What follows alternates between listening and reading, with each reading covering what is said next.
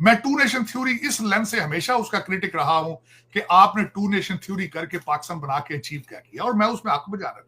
आपकी परफॉर्मेंस ठीक नहीं है 77 ईयर्स की, लेकिन इस जंग में मैंने देखा है कि चलो 25 करोड़ मुसलमानों की जाने तो सारे सेफ है, वो बॉर्डर से इधर आ गए हैं, कम से कम सुबह शाम उनको अपने भारत होने का सर्टिफिकेट नहीं देना पड़ता। कल की नई जो मैं खबर देख रहा था, नई नई चीजें सामने आ रही मेरी इन्फॉर्मेशन के मुताबिक, भारत के अंदर मुसलमानों की आबादी जो है वो तकरीबन अब पाकिस्तान के बराबर हो चुकी है। और चीमा साहब बस मैं तो खैर दुआ खैर ही करता हूँ इनके लिए बेहतरी हो। मेरी नजर में तो वो 25 करोड़ या दूसरे अमन पसंद हिंदू जो मैं जिनको समझता हूँ, मेरे तो वो भी भाइयों की तरह हैं। सिख जो है वो भी मेरी फैमिली है।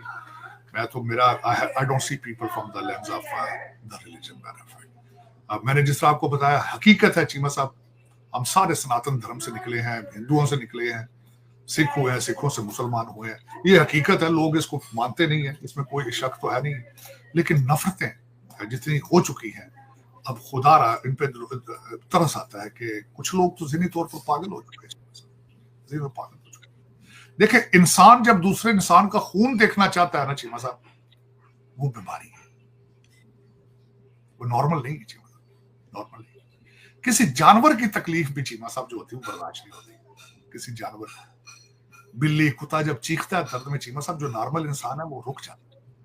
तो आप ये कहें कि मैं दूसरे इंसान के खून की होली मनाऊंगा, उस पर जश्न मनाऊंगा, then you are not normal, you are not normal. आपको चाहिए कि डॉक्टर के पास जाएं, आप मेडिटेशन शुरू करें, आप जो भी आपको मजहब सूट करता है वहां जाके मेडिटेट करें, माफी मांगे कि यार मेरे मालिक, ये जो मैं खून देखना चाहता हूँ दूसरे इंसान का, प्लीज मेरी सेहत, मुझे सेहत दे, मुझे सेहत चाहिए। ये अच्छी नॉर्मल नहीं है चीमा। और मैं चीमा साहब आप सोच नहीं सकते, मैं बड़ा जज्बाती हो जाऊंगा बल्कि बात करूंगा। मेरी सकी बहनों से ज्यादा यहाँ पे हिंदू बहनें अमेरिका के अंदर, I love them more than my sister's. और जिस तरह की फीलिंग्स है मेरी उनके साथ, आई कैनॉट एक्सप्रेस। मेरे से इतना करती, how dare I can see the destruction of their country और मदरलैंड, और उनके लोगों को मैं देख के कहूँ नहीं जी मारो, खुशी से मैं अनाउंस करूँ चीजें, इट इज नॉट पॉसिबल। लेकिन अब उन लोगों को भी चाहिए चीमा साहब, उठना पड़ेगा, उन लोगों को भी चाहिए कि अपने मीडिया से पहले तो माफी मांग लें, और फिर उन लोग जो पुरतशद्दद चीजें चाहते हैं उनके बारे में भी सोचें कि this is not a solution. कितनी जंगें दुनिया, इंसान जब चीमा साहब अगर वार की हिस्ट्री, जब मैंने लास्ट शुरू किया पढ़ना, जूरिस्प्रूडेंस पढ़ाई गई, तो जूरिस्प्रूडेंस की हिस्ट्री में ये था, हमें वो गारों में ले गए थे कि इंसान जब गार में रहता था तो उसकी जिंदगी कैसी थी। उस वक्त का इंसान लड़ रहा है चीमा साहब, इंसान को मार रहा है। मेरे ख्याल में जो मैं समझता था चीमा साहब, मेरे ख्याल में तो ये होना चाहिए था कि आप आहिस्ता आहिस्ता जिंदगी हलीमत आती जाती, हलीम हो जाती। देखिए मैंने तो अब आजकल पढ़ रहा हूँ चीमा साहब, मेरे पीछे नजर आ रहे अर्थशास्त्र है, ये पीछे किताब देखे मैकियावेली के साथ अर्थशास्त्र पढ़ रहा हूँ, पढ़ा मैंने बड़ा डिटेल के साथ, और पढ़ना चाहता हूँ कि किस तरीके से फॉरेन इन्वेडर आते रहे, वो क्या कर रहे, टेक्सला में क्या होता रहा, अलेक्जेंडर क्या डायलॉग किस तरह हुआ था चाणक्य के साथ, चाणक्य डायलॉग, नंदा सिविलाइजेशन, अशोका पढ़ रहा हूँ चीमा साहब, मुसलसल पढ़ रहा हूँ नॉन स्टॉप। और उसमें से मुझे जो नजर आता है वो यही नजर आता है कि फॉरेन इन्वेडर बड़ा आके जुल्म करते रहे। लेकिन आज क्या हो रहा है, आज भी तो वही है, आज भी तो आप वही रिपीट कर रहे हैं ना, वो चेंज क्या हुई? आपके ऊपर फॉरेन कंट्रीज हैं, वो आज भी मैनिपुलेट कर रहे हैं आपको, पॉलिसीज। आप इकट्ठे नहीं होते, एक दूसरे के साथ प्यार से नहीं रहना चाहते। दिस इज मेरे जैसे लोगों का अलमिया यही है। लेकिन है कि कल परसों जो बातें हो रही है इसमें हर मुसलसल हो रही है, कोई एक तो नहीं है। एक बंदे की आप कहें कि एक बंदे ने ये स्टेटमेंट दी है गलत है, वो एक नहीं, हजारों स्टेटमेंट है गलत है। आप किसी एक स्टेटमेंट को लेके बिल्कुल नहीं कह सकते कि ये गलत है। लेकिन चीमा साहब मेरे ख्याल में जाती तौर पे मैंने जिस तरह को कहा कि Bharat is my second home, it's my second home, and I definitely I cannot deny that, I cannot deny. आपको पता ही चीमा साहब, आप जानते हैं मेरा जितना भारत के साथ रिलेशनशिप है, इज नथिंग। मेरी अगर किसी एक बात किसी को मैंने क्रिटिसाइज किया हो आगे पीछे, और अगर बंदा ये समझे कि आई डोंट लव इंडिया और मेरे दिल में इंडिया की इतनी इज्जत नहीं है, या मैं against them, how it is possible? इतनी बड़ी आबादी, उसमें बहुत सेम लोग हैं, बहुत अच्छे लोग हैं, बड़े अच्छे लोग हैं मेरे, I have relationship with them like a more than family, big time. बिल्कुल ऐसे ही है तार साहब, लेकिन अब जारी बात है, हालात तो ये हैं कि अभी भी बात खत्म नहीं हो रही। आज भी डॉक्टर जयशंकर साहब पाकिस्तान के बारे लगे हुए हैं, पाकिस्तानी इंडिया के बारे लगे हुए हैं, डेलीगेशन चले हैं, सऊदी अरब डेलीगेशन घूम रहे हैं, पाकिस्तान भी अमेरिका और यूरोप और इंग्लैंड अपने डेलीगेशन भेज रहा है। तो मामलात जो हैं वो थम नहीं रहे। और आज पाकिस्तान के वज़ीर आज़म ने भी वहाँ अज़रबैजान में भी बड़ी धुआंधार तकरीर की है। तो मामलात नहीं थम रहे तार साहब, क्या टेट फॉर टैट है ना चीमा साहब, टेट फॉर टैट चल रहा है और इसका एंड कोई नहीं।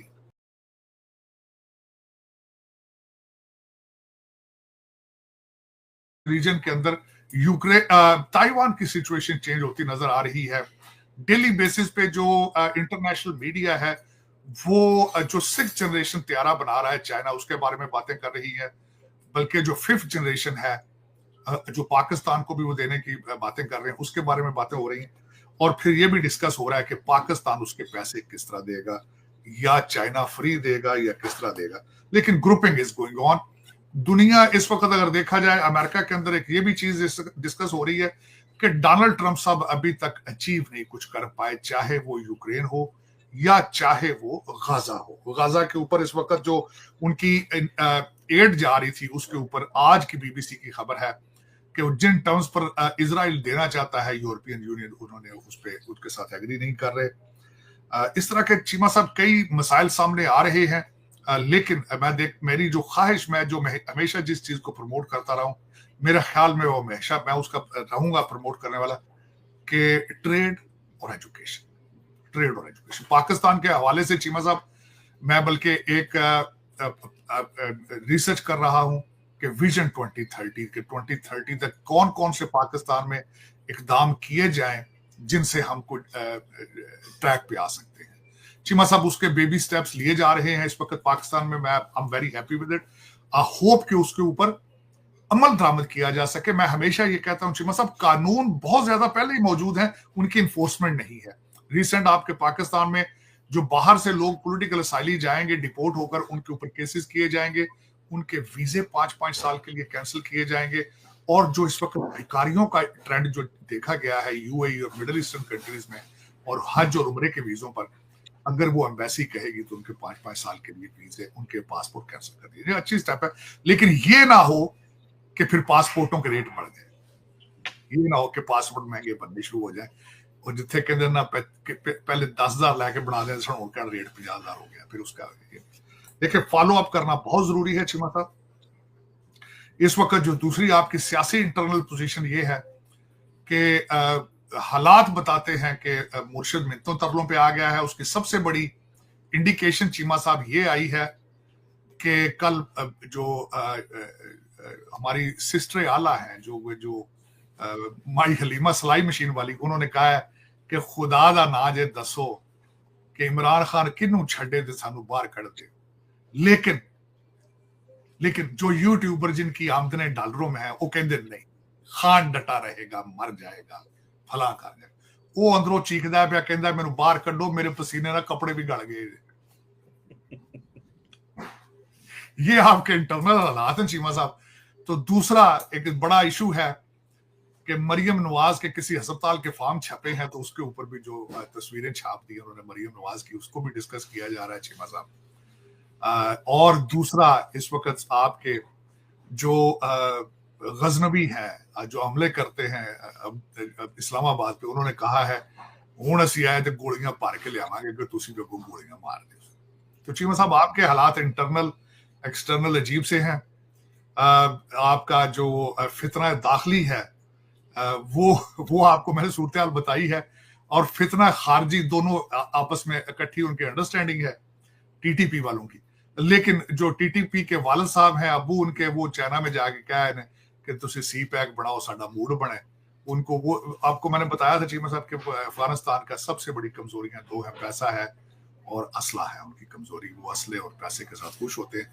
वो चाइना ने उनको एक मेरे ख्याल कुछ छोटी मोटी पेमेंट उन्होंने कर दी है, जिसकी वजह से उन्होंने कहा जी कि हम टीटीपी के साथ नहीं चलेंगे, हम आपके साथ पाकिस्तान के साथ ठीक चलेंगे। अब देखेंगे क्या होता है चीमा साहब। लेकिन उस खित्ते से कभी भी मैं बड़ा डिप्रेस हो चुका हूँ, कोई अच्छी खबर नहीं आ रही, कोई अच्छी खबरें नहीं आ रही। शायद जो मैं अच्छी खबरें सुनना चाहता हूं वो नहीं आ रही हैं। मैंने एक चीज इसमें देखी चीमा साहब, 2-4 चीजें जो जंग में इसमें देखी मैंने। हम लोग जिन खबरों पे यकीन करना चाहते हैं, हम कहते हैं वो फला टीवी है चैनल बहुत अच्छा है, क्योंकि उसकी खबरें हमारे दिमाग हमें सूट करती हैं, और जिनकी हमें सूट नहीं कर रही हम कहते हैं ये झूठ बोल रहे हैं, ये झूठ बोल रहे हैं, ये जी ये आर्टिफिशियल इंटेलिजेंस ना बनी, जी Imran Khan intelligence artificial intelligence, ये एक नया ट्रेंड आ चुका है।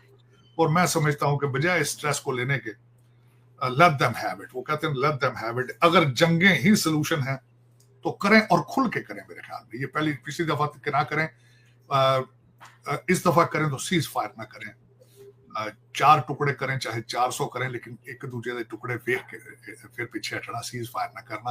हो सकता है अगली बार बाबा बाइडन हो गई ना, क्योंकि आपके झगड़े तो पिछले हजारों सालों से चल रहे हैं चीमा साहब। आज से आपका तो झगड़ा शुरू हो गया था जिस दिन मोहम्मद बिन कासिम आया था सिंध से, आपका झगड़ा शुरू हो गया था जिस दिन पहले बंदा मुसलमान आया था, उसी दिन झगड़ा शुरू हो गया था। मैं आपको कहा था चीमा साहब, पाकिस्तान की बुनियाद तो रखी बन गई थी जिस दिन पहला बंदा मुसलमान आया, उसने बुनियाद रखी।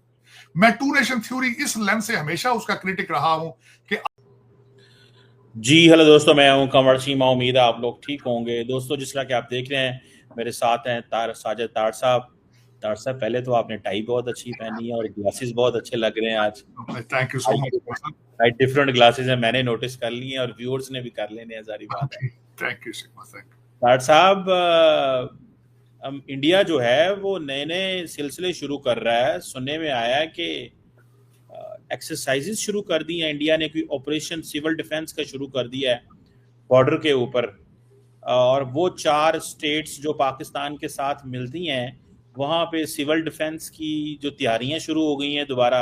उधर पाकिस्तान के वज़ीर आज़म साहब और फील्ड मार्शल साहब और सारी लीडरशिप सेंट्रल एशिया और तुर्की पहुंची है, शुक्रिया अदा कर रही है। इधर कई लोगों का कहना यह है कि नरेंद्र मोदी साहब जो हैं वो गुस्सा दोबारा करना चाहते हैं, दोबारा लड़ना चाहते हैं, शायद वो अपनी मर्जी से चीज़ें करने का दिल रखते हैं। तार साहब, ये जो क्राइसिस पैदा हुआ इसमें हमने देखा है कि हमारे वज़ीर आज़म शहबाज शरीफ तो बार बार कह रहे हैं हम बात करने को तैयार हैं, बात करने को तैयार हैं, दहशतगर्दी के ऊपर भी, कश्मीर के ऊपर भी, पीस के ऊपर भी, सब के ऊपर बात करना चाहते हैं।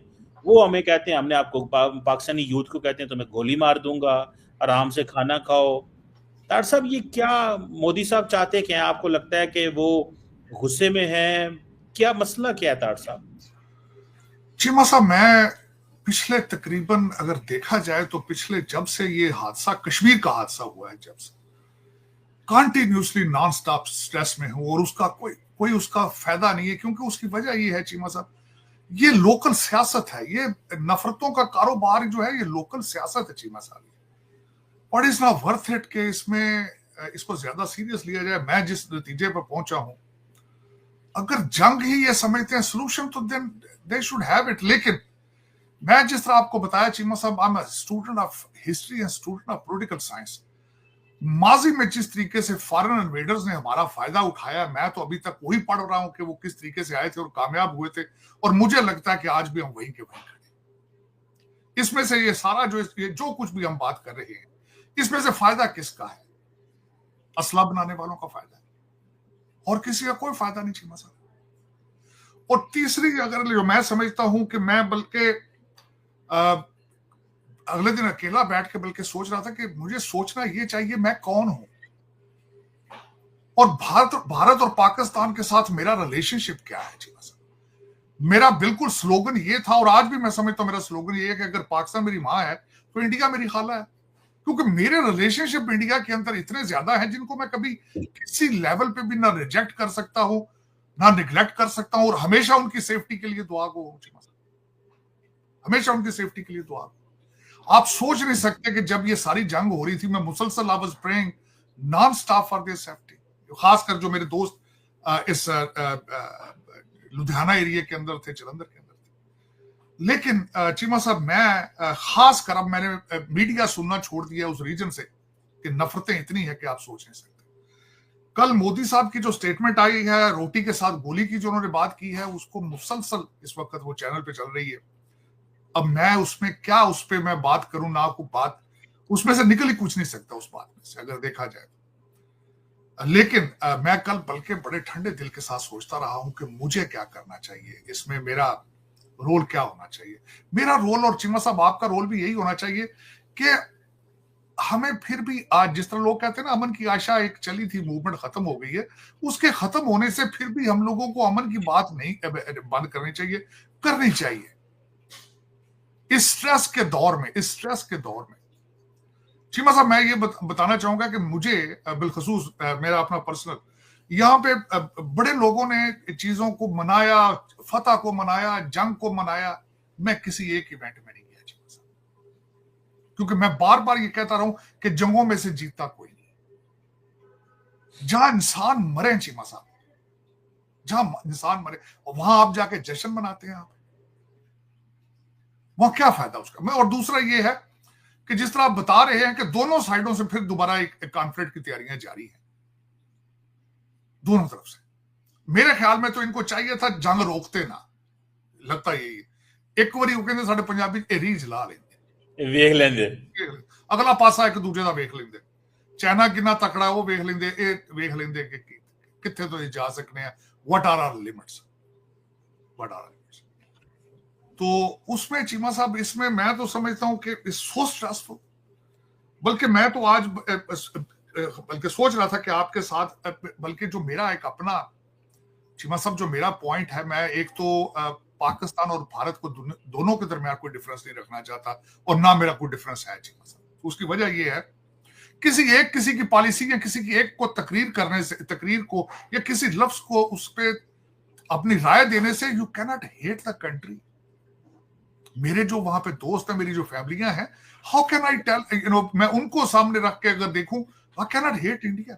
मैं बल्कि चीमा साहब मेरे लिए जिस कंट्री में मेरा दोस्त जसदीप पैदा हुआ है चीमा साहब, how can I hate that country to begin with. हाँ, अगर उसकी पॉलिसी किसी को डिस्कस किया है, किसी ने उस पर अपनी ओपिनियन दी है, इट डजंट रिफ्लेक्ट कि आई हेट दैट कंट्री और मेरा उसके साथ कोई बॉन्डेज नहीं है, रिलेशनशिप नहीं है। मैं समझता हूं भारत के अंदर कई ऐसे लोग हैं जो इस वक्त क्रिटिसाइज कर रहे हैं वहां के मीडिया को, उनकी पॉलिसीज को, चीजों को। और मैं हमेशा चीमा साहब, मैं जिस तरह बताया कि मेरे रिलेशनशिप, मैं I have a huge respect for doctor Jaishankar, उनकी डिप्लोमेटिक एफर्ट्स 40 साल की, किस तरह you can ignore that with in short period time. हाँ, ये है कि इसमें मैं जो बार बार चीमा साहब बताने की कोशिश करता रहा हूं कि उनकी पॉलिसी गलत हो सकती है, कैन नॉट गो रॉन्ग, और पॉलिसी किसी भी इंसान की गलत हो सकती है चीमा साहब। अगर मैंने ये जिक्र किया है कि आइसोलेशन में था, और देखें उसमें मैं बल्कि आपके प्रोग्रामों में ही मैं उनकी पॉलिसीज को अप्रिशिएट करता रहा हूं कि तेल भी ले रहे हैं अपनी मर्जी से, S-400 भी ले रहे हैं, अमेरिका के कामयाब दौरे भी कर रहे हैं। देखें उनकी डिप्लोमेसी कितनी स्ट्रॉन्ग है, उनकी how strong diplomat they are. मैं खुद बात ही करता रहा हूं, मैं बहुत बड़ा इस चीज का मदा रहा हूं, आज भी हूं, लेकिन सर्कमस्टांसेस चेंज ये हुए हैं कि दुनिया ने भी फिर उसी तरीके से रिएक्ट किया। उसमें मुझे ये बताएं कि मैं कहां गलत हूं या कोई दूसरा किस तरह गलत हो। अगर इसका जिक्र करना आप बंदा को यह समझे कि मेरा भारत के साथ प्यार कम है, तो दिस इज रॉन्ग, मेरे ख्याल में रॉन्ग चीमा साहब। बल्कि मैं अब सोच रहा था कि किसी और टॉपिक में बात करूं। आजकल यहाँ पे एक और बहुत बड़ा टॉपिक जो इस वक्त अमेरिका के अंदर है, बल्कि कल हमारे सेक्रेटरी ऑफ स्टेट ने, और वो कांग्रेस में भी गए, उनको बड़ा ग्रिल करने की कोशिश की गई, स्टूडेंट वीजों का इशू। स्टूडेंट वीजों का इशू एक इतना बड़ा बन चुका है। और कल सबसे बड़ी जो बात हुई है, जो इस वक्त अमेरिका के अंदर लोग डिस्कस कर रहे हैं चीमा साहब, वो ये है कि स्टूडेंट वीजे हार्ट पे रोक दिए गए पूरी दुनिया से। और उसके पीछे इंपैक्ट क्या है, कहते हैं इनके सोशल मीडिया अकाउंट्स को चेक किया जाए, इनको देखा जाए किस तरह। चीमा साहब उसमें मैं बिलखसूस एक तो ये बताना चाहूंगा कि इस वक्त जो खासकर हार्वर्ड से ये शुरू हुआ सिलसिला, उसके ऊपर सबसे बड़ा जो एलिगेशन था कि वहां के स्टूडेंटों ने एंटी सेमेटिक चीजों को प्रमोट करते रहे चीमा साहब। और फिर उसके बाद हार्वर्ड ने ट्रंप एडमिनिस्ट्रेशन के साथ कोऑपरेट करने से इनकार कर दिया था। उनका स्टेटस सस्पेंड किया गया, जो इंटरनेशनल स्टूडेंट्स को एनरोल नहीं कर पाएंगे, उसको एक फेडरल जज ने उस चीज को ब्लॉक कर दिया है चीमा साहब। उसके बारे में 6800 स्टूडेंट हैं इंटरनेशनल वहां पे, जो कि टोटल पॉपुलेशन, स्टूडेंट पॉपुलेशन का 27%। सबसे ज्यादा स्टूडेंट वहां पे चाइनीज हैं, दूसरे नंबर पर भारतीय इंडियन हैं 700 स्टूडेंट्स। 140 मुल्कों के स्टूडेंट हैं जिनको ये पॉलिसीज जो हैं वो इफेक्ट करेंगी। 140। चीमा साहब, इस वक्त अमेरिका के अंदर 10 लाख से ज्यादा गैर मुल्की स्टूडेंट, और इसमें खासकर जो एक सबसे बड़ी बात यह थी कि मुझे बड़ा अफसोस इस बात का था, बीबीसी ने एक आर्टिकल लिखा है जिसमें एक पाकिस्तानी स्टूडेंट है, अब्दुल्ला सियाल उसका नाम है, उसका उन्होंने रेफरेंस दिया था चीमा साहब कि उसने अकॉर्डिंग टू हिम कि नए दाखिलों में पाकिस्तान से सिर्फ 2 स्टूडेंट हैं। और दूसरा इस वक्त सबसे मसला जो बन रहा है बड़ा, कि इस वक्त जो इंटरनेशनल स्टूडेंट है वो जो हर साल गर्मियों की छुट्टियों में घर चले जाते थे, इस दफा वो घर नहीं जा रहे। ये एक सबसे बड़ा। लेकिन चीमा साहब, इस वक्त अगर देखा जाए दुनिया इज रीएडजस्टिंग, रीग्रुपिंग, चाहे जिस तरह भी हो, यूक्रेन की जंग की वजह से, इजराइल की जंग की वजह से, और अब ये तीसरा कॉन्फ्लिक्ट जो आप बता रहे हैं, एक नया जो है वो कटा खुल गया है इंडिया पाकिस्तान में, तो अब उसमें उस रीजन के अंदर ताइवान की सिचुएशन चेंज होती नजर आ रही है। डेली बेसिस पे जो इंटरनेशनल मीडिया है